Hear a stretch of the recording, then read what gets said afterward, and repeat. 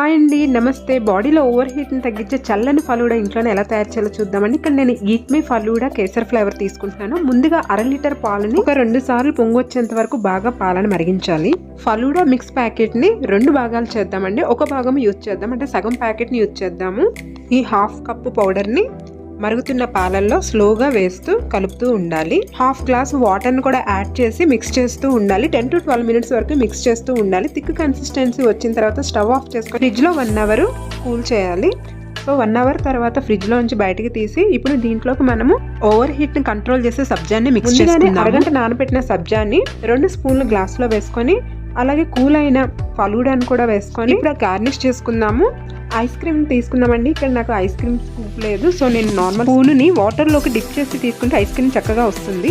Fry చేసి cut చేసుకున్న బాదం పిస్తా పీసెస్ అండ్ ఇంకా చెర్రీస్తో గార్నిష్ చేసుకున్నాం. Tasty and healthy falooda ready అయిపోయింది.